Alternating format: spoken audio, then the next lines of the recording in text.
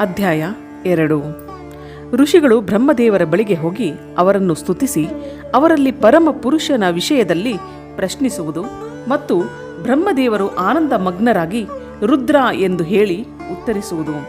ಸೂತ ಪುರಾಣಿಕರು ಹೇಳುತ್ತಾರೆ, ಮಹರ್ಷಿಗಳೇ, ಮೊದಲು ಅನೇಕ ಕಲ್ಪಗಳು ಪದೇ ಪದೇ ಕಳೆದು ಹೋದ ಮೇಲೆ ದೀರ್ಘಕಾಲದ ಬಳಿಕ ಈ ವರ್ತಮಾನ ಕಲ್ಪವು ಉಪಸ್ಥಿತವಾಯಿತು. ಸೃಷ್ಟಿಯ ಕಾರ್ಯವು ಆರಂಭವಾದಾಗ ಜೀವನ ನಿರ್ವಾಹ ಸಾಧಕ ಕರ್ಮ, ಕೃಷಿ, ಗೋರಕ್ಷ, ವಾಣಿಜ್ಯ ಇವುಗಳ ಪ್ರತಿಷ್ಠೆ ನೆಲೆಗೊಂಡು ಪ್ರಜಾಜನರು ಸಂತೋಷಗೊಂಡರು. 6 ಕುಲಗಳಲ್ಲಿ ಉತ್ಪನ್ನರಾದ ಮಹರ್ಷಿಗಳಲ್ಲಿ ಪರಸ್ಪರ ಮತಭೇದ ಉಂಟಾಯಿತು.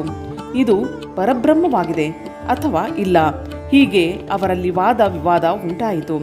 ಆದರೆ ಪರಮತತ್ವದ ನಿರೂಪಣವು ಅತ್ಯಂತ ಕಠಿಣವಾದ ಕಾರಣ ಆಗ ಅಲ್ಲಿ ಯಾವುದೇ ನಿಶ್ಚಯವಾಗದೆ ಹೋಯಿತು. ಆಗ ಅವರೆಲ್ಲರೂ ಜಗತ್ಸೃಷ್ಟ ಅವಿನಾಶಿ ಬ್ರಹ್ಮದೇವರನ್ನು ದರ್ಶಿಸಲಿಕ್ಕಾಗಿ ದೇವತೆಗಳಿಂದ ಮತ್ತು ಅಸುರರಿಂದ ತನ್ನ ಸ್ತುತಿಯನ್ನು ಕೇಳುತ್ತಾ ಭಗವಾನ್ ಬ್ರಹ್ಮದೇವರು ವಿರಾಜಮಾನರಾಗಿದ್ದಲ್ಲಿಗೆ ಹೋದರು. ದೇವತೆಗಳಿಂದ ದಾನವರಿಂದ ತುಂಬಿರುವ ಸುಂದರ ರಮಣೀಯ ಮೇರು ಶಿಖರದ ಮೇಲೆ ಸಿದ್ಧಚಾರಣರು ಪರಸ್ಪರ ಮಾತನಾಡಿಕೊಳ್ಳುತ್ತಿದ್ದರು. ಯಕ್ಷ ಗಂಧರ್ವರು ಸದಾ ವಾಸವಾಗಿರುವ ಅಲ್ಲಿ ವಿಹಂಗ ಸಮುದಾಯವು ಕಲರವ ಮಾಡುತ್ತಿತ್ತು. ಮಣಿ ಹವಳಗಳು ಶೋಭೆಯನ್ನು ಹೆಚ್ಚಿಸುತ್ತಿದ್ದ ನಿಕುಂಜ ಕಂದರಗಳು, ಸಣ್ಣ ಗುಹೆಗಳು, ಅನೇಕ ಜಲಪಾತಗಳಿಂದ ಸುಶೋಭಿತಗೊಳಿಸುತ್ತಿದ್ದ ಒಂದು ಬ್ರಹ್ಮವನವು ಅಲ್ಲಿ ಪ್ರಸಿದ್ಧವಾಗಿತ್ತು. ಅದರಲ್ಲಿ ನಾನಾ ವಿಧದ ವನ್ಯ ಪಶುಗಳು ತುಂಬಿದ್ದವು. ಅದರ ಉದ್ದ 100 ಯೋಜನ, ಅಗಲ 10 ಯೋಜನವಾಗಿತ್ತು. ಅದರೊಳಗೆ ರಮಣೀಯ ಸರೋವರ ಹೊಂದಿದೆ. ಅದು ಸುಸ್ವಾದು ನಿರ್ಮಲ ಜಲದಿಂದ ತುಂಬಿದೆ. ಅಲ್ಲಿಯ ರಮಣೀಯ ಪ್ರಷ್ಠಿತ ವೃಕ್ಷಗಳಲ್ಲಿ ಮತ್ತು ಭೃಂಗಗಳು ಝೇಂಕರಿಸುತ್ತವೆ. ಆ ವನದಲ್ಲಿ ಪ್ರಾತಃ ಕಾಲದ ಸೂರ್ಯನಂತೆ ಪ್ರಕಾಶಿಸುತ್ತಿದ್ದ ಒಂದು ವಿಶಾಲವಾದ ಮನೋಹರ ನಗರವಿದೆ. ಅಲ್ಲಿ ದುರ್ದರ್ಶ ಶಕ್ತಿಯಿಂದ ಕೂಡಿದ ಬಲಾಭಿಮಾನಿ ದೈತ್ಯ, ದಾನವ ಹಾಗೂ ರಾಕ್ಷಸರ ನಿವಾಸವಿದೆ. ಆ ನಗರವು ಕಾದ ಚಿನ್ನದಿಂದ ನಿರ್ಮಿಸಿದಂತೆ ಕಾಣುತ್ತಿತ್ತು. ಅದರ ಸುತ್ತಲ ಗೋಡೆ ಮತ್ತು ಮುಖ್ಯದ್ವಾರವು ಬಹಳ ಎತ್ತರವಾಗಿತ್ತು. ಚಿಕ್ಕ ಚಿಕ್ಕ ಗೋಪುರಗಳಿಂದ, ಮಾಳಿಗೆಗಳಿಂದ, ನಿವಾಸ ಸ್ಥಾನಗಳಿಂದ, 100 ಬೀದಿಗಳಿಂದ ಆ ನಗರವು ಬಹಳವಾಗಿ ಶೋಭಿಸುತ್ತಿತ್ತು. ಅದು ವಿಚಿತ್ರ ಬಹುಮೂಲ್ಯ ಮಣಿಗಳಿಂದ ಆಕಾಶವನ್ನೇ ಮುಟ್ಟುತ್ತಿವೆಯೋ ಎಂಬಂತೆ ಅನೇಕ ಕೋಟಿ ವಿಶಾಲ ಭವನಗಳಿಂದ ಅಲಂಕೃತವಾಗಿತ್ತು. ಆ ನಗರದಲ್ಲಿ ಪ್ರಜಾಪತಿ ಬ್ರಹ್ಮದೇವರು ತನ್ನ ಸಭಾಸದರೊಂದಿಗೆ ವಾಸಿಸುತ್ತಿದ್ದರು. ಅಲ್ಲಿಗೆ ಹೋಗಿ ಆ ಮುನಿಗಳು ಸಾಕ್ಷಾತ್ ಲೋಕ ಪಿತಾಮಹ ಬ್ರಹ್ಮದೇವರನ್ನು ನೋಡಿದರು. ದೇವರ್ಷಿಗಳ ಸಮುದಾಯವು ಅವರ ಸೇವೆಯಲ್ಲಿ ಕುಳಿತಿದ್ದರು. ಅವರ ಅಂಗಕಾಂತಿಯು ಶುದ್ಧ ಸುವರ್ಣದಂತೆ ಇದ್ದು ಎಲ್ಲ ಆಭೂಷಣಗಳಿಂದ ವಿಭೂಷಿತರಾಗಿದ್ದರು. ಅವರ ಮುಖವು ಪ್ರಸನ್ನವಾಗಿದ್ದು ಅದರಿಂದ ಸೌಮ್ಯ ಭಾವವು ಪ್ರಕಟವಾಗುತ್ತಿತ್ತು. ಅವರ ನೇತ್ರಗಳು ಕಮಲದ ಎಸಳಿನಂತೆ ವಿಶಾಲವಾಗಿದ್ದವು. ದಿವ್ಯ ಕಾಂತಿಯಿಂದ ಸಂಪನ್ನರಾದ ದಿವ್ಯ ಗಂಧಾದಿ ಅನುಲೇಪನದಿಂದ ಚರ್ಚಿತರಾಗಿ ದಿವ್ಯ ಶ್ವೇತ ವಸ್ತ್ರಗಳಿಂದ ಸುಶೋಭಿತರಾಗಿದ್ದು ದಿವ್ಯ ಮಾಲೆಗಳಿಂದ ವಿಭೂಷಿತ ಬ್ರಹ್ಮದೇವರ ಚರಣಾರವಿಂದಗಳನ್ನು ಸುರೇಂದ್ರ, ಅಮರೇಂದ್ರ ಹಾಗೂ ಯೋಗೀಂದ್ರರು ವಂದಿಸುತ್ತಿದ್ದರು.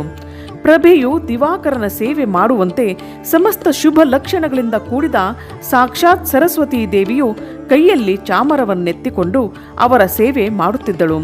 ಇದರಿಂದ ಅವರ ಶೋಭೆ ಇನ್ನೂ ಹೆಚ್ಚಿತ್ತು. ಬ್ರಹ್ಮದೇವರ ದರ್ಶನ ಮಾಡಿ ಆ ಮಹರ್ಷಿಗಳೆಲ್ಲರ ಮುಖ ಮಂಡಲಗಳು ಅರಳಿದವು. ಅವರು ತಲೆಯ ಮೇಲೆ ಕೈ ಮುಗಿದು ಆ ಸುರಶ್ರೇಷ್ಠನನ್ನು ಸ್ತುತಿಸಿದರು. ಋಷಿಗಳು ಹೇಳಿದರು, ಜಗತ್ತಿನ ಸೃಷ್ಟಿ ಸ್ಥಿತಿ ಸಂಹಾರಕ್ಕಾಗಿ 3 ರೂಪಗಳನ್ನು ಧರಿಸುವ ಪುರಾಣ ಪುರುಷ ಪರಮಾತ್ಮ ಬ್ರಹ್ಮದೇವರಾದ ನಿಮಗೆ ನಮಸ್ಕಾರ. ಪ್ರಕೃತಿಯು ಯಾರ ಶರೀರವೋ, ಪ್ರಕೃತಿಯಲ್ಲಿ ಕ್ಷೋಭೆಯನ್ನುಂಟು ಮಾಡುವವನೋ, ಪ್ರಕೃತಿ ರೂಪದಲ್ಲಿ 23 ವಿಕಾರದಿಂದ ಕೂಡಿದ್ದರೂ ವಾಸ್ತವವಾಗಿ ನಿರ್ವಿಕಾರನಾಗಿರುವನೋ ಅಂತಹ ಬ್ರಹ್ಮದೇವರಿಗೆ ನಮಸ್ಕಾರಗಳು.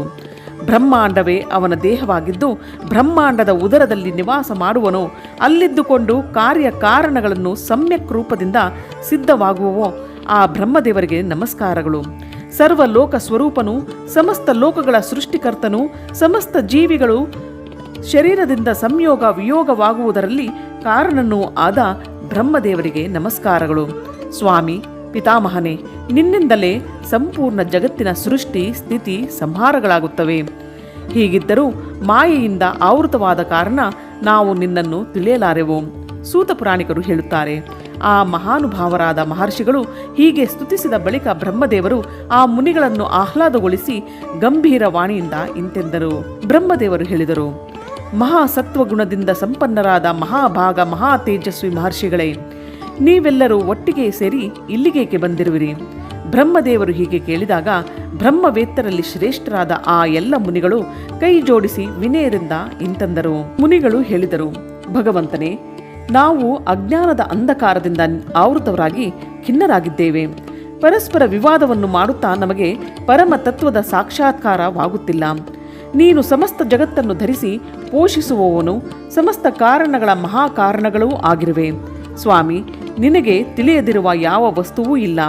ಸಂಪೂರ್ಣ ಜೀವಿಗಳಿಗೂ ಪುರಾತನ, ಅಂತರ್ಯಾಮಿ, ಉತ್ಕೃಷ್ಟ, ವಿಶುದ್ಧ, ಪರಿಪೂರ್ಣ ಹಾಗೂ ಸನಾತನ ಪರಮೇಶ್ವರನಾದ ನೀನಲ್ಲದೆ ಬೇರೆ ಯಾವ ಪುರುಷನೂ ಇರುವವನು? ಯಾರು ತನ್ನ ಅದ್ಭುತ ಕ್ರಿಯಾಕಲಾಪಗಳಿಂದ ಸರ್ವಪ್ರಥಮ ಜಗತ್ತನ್ನು ಸೃಷ್ಟಿಸುವನು? ಮಹಾಪ್ರಾಜ್ಞನೆ, ನಮ್ಮ ಈ ಸಂದೇಹವನ್ನು ನಿವಾರಿಸಿ ನೀವು ನಮಗೆ ಪರಮಾರ್ಥ ತತ್ವವನ್ನು ಉಪದೇಶಿಸಿರಿ. ಮುನಿಗಳು ಹೀಗೆ ವಿನಂತಿಸಿಕೊಂಡಾಗ ಬ್ರಹ್ಮದೇವರ ಕಣ್ಣುಗಳು ಆಶ್ಚರ್ಯದಿಂದ ಅರಳಿದವು. ಅವರು ದೇವತೆಗಳ, ದಾನವರ, ಮುನಿಗಳ ಬಳಿಯಲ್ಲಿ ನಿಂತುಕೊಂಡು ಬಹಳ ಹೊತ್ತು ಧ್ಯಾನಮಗ್ನರಾಗಿ ರುದ್ರನೇ ಎಂದು ಹೇಳುತ್ತಾ ಆನಂದಮಗ್ನರಾದರು. ಅವರ ಶರೀರವೆಲ್ಲ ಪುಳಕಿತವಾಯಿತು. ಕೈ ಮುಗಿದುಕೊಂಡು ನುಡಿಯತೊಡಗಿದರು. ಇಲ್ಲಿಗೆ ಅಧ್ಯಾಯ 2 ಸಂಪೂರ್ಣವಾಯಿತು.